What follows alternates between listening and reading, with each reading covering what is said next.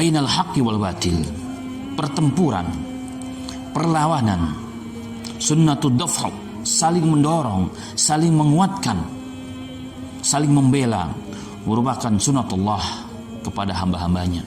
Dan Allah Ta'ala berfirman, sunatullahi lati qad khalat min qabl walan tajida li sunnatillahi tabdila. Sunatullah, ketentuan Allah kepada hamba-hambanya sesungguhnya telah ditetapkan dari zaman dahulu kala. Falan tajida li sunnatillahi tabdila, dan sekali-kali tidak ditemukan perubahan dan pengganti daripada sunnah-sunnah Allah Ta'ala itu. Maka al-haq dan batil dari semenjak manusia diciptakan sudah ada. Apalagi yang menimpa para ulama dan para salaf kita, apalagi yang menimpa para sahabat, apalagi menimpa para rasul dan para nabi alaihi wassalatu wassalam. Bahkan Allah telah mengatakan, wala yazaluna yuqatilunakum hatta yaruddunakum an dinikum in istata'u. Subhanallah. Dan mereka tetap akan berusaha memerangi kalian dengan fisik, dengan tenaga, dengan ekonomi, pemikiran, ghazwatul fikr, dengan segala hal, dengan politik. Tujuannya satu, hatta yaruddukum an dinikum, sehingga kalian dibuat murtad, meninggalkan agama kalian. Inilah isyarat daripada Allah Subhanahu wa taala. Ini istata'u wa may yartadid minkum an dinihi fayamut wa huwa kafirun faulaika habitat a'maluhum fid dunya wal akhirah. Subhanallah. Mereka akan berusaha semampu mereka yang mereka bisa lakukan untuk mengembalikan atau untuk mengeluarkan orang-orang Islam yang taat kepada Allah daripada agamanya, untuk memurtadkan manusia itu. Dan Allah mengancam, wa may yartadid minkum, dan barang siapa mengikuti pengaruh mereka, mengikuti ajakan mereka, sehingga kalian meninggalkan agama kalian, menjadi murtad, fayamut wa huwa kafirun, dan dia mati dalam kondisi begitu. Orang yang menjual agama dan akidahnya dan kemudian mati, datang ajal padanya dalam kondisi seperti itu, maka dia kafir menurut Allah. Faulaika habitat a'maluhum fid dunya wal akhirah. Maka orang-orang yang seperti itu adalah orang-orang yang akan terhapus amalnya, tidak bernilai amal-amal baik yang dilakukan sebelumnya di dunia dan di akhiratnya Allah Subhanahu wa taala. Dan Allah juga mengingatkan kita, yuriduna liyutfi'u nurallahi biafwahihim.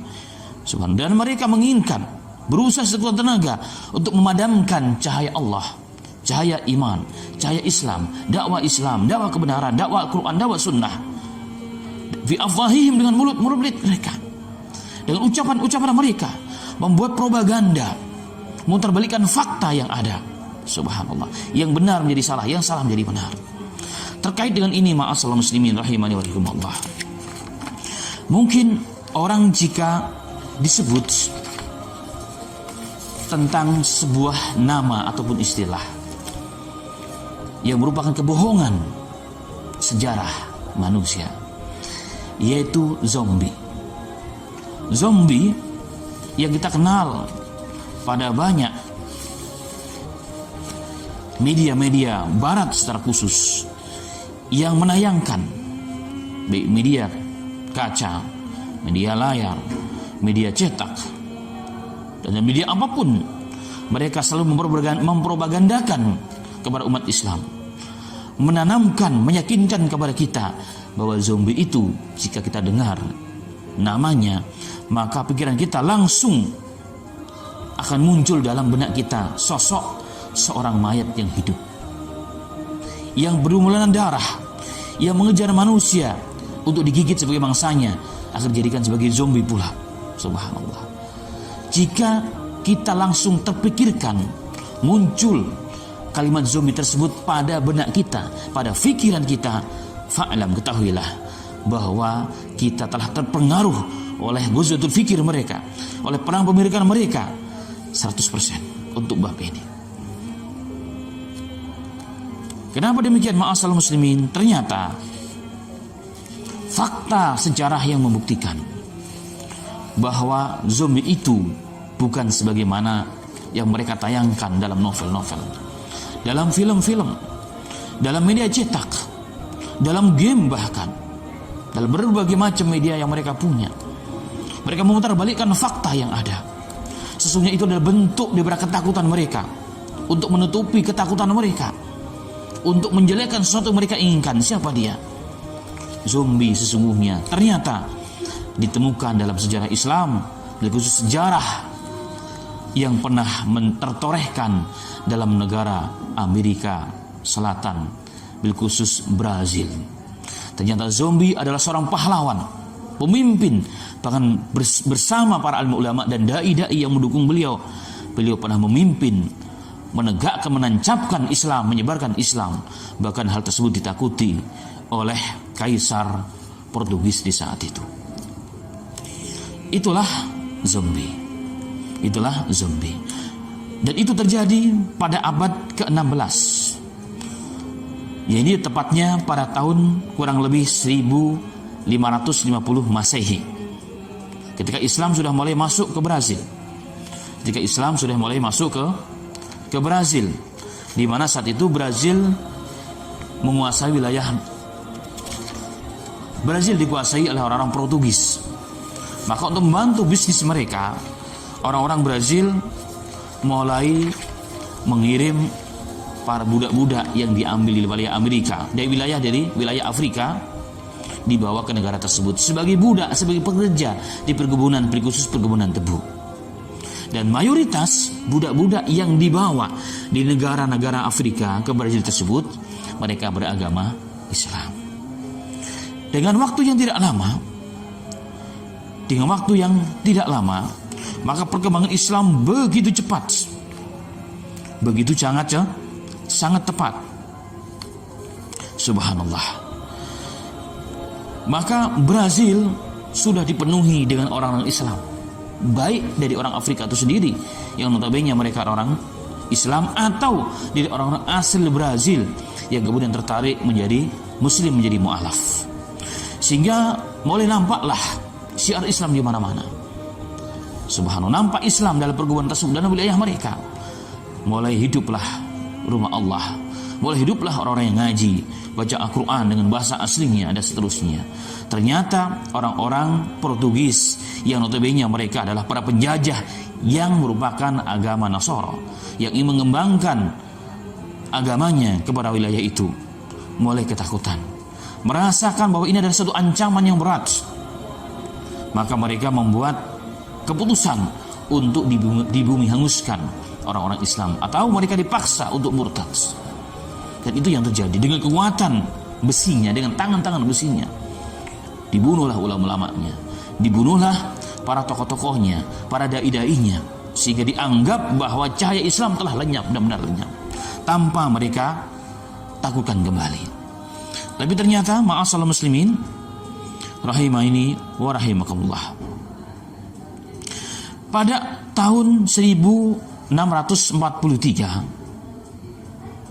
tiba-tiba muncul seorang tokoh pahlawan yang sang pemberani, yang sebelumnya beliau telah berdakwah kepada para alim ulama yang masih tersisa, para dai Islam yang masih tersisa, orang-orang budak-budak yang masih muslim. Telah mereka yakin dengan penuh kekuatan, dengan penuh semangat tawakal kepada Allah Subhanahu wa taala, maka mereka mulai mendirikan kerajaan Islam Brazil. Dan ternyata dalam setiap pertemuan-pertemuan dengan orang-orang Portugis atau orang-orang yang ingin menghancurkan Islam, maka mereka dimenangkan oleh Allah Subhanahu wa taala. Sehingga kurang lebih hampir 50 tahun di Brazil dipimpin langsung oleh zombie ini, tegaklah daulah Islamiyah. Islam hidup, subhanallah, di segala bidang, di segala aspek. 50 tahun dengan aman, makmur, di bawah naungan rahmat Allah Subhanahu wa taala, karena mereka berpegang teguh kepada kitab Allah dan sunnah Rasul sallallahu alaihi wasallam. Sehingga kita tadi faham bahwa wilayah Brazil ini adalah wilayah pembagian di para penjajah barat, dan wilayah Brazil adalah bagiannya dari negara Portugis.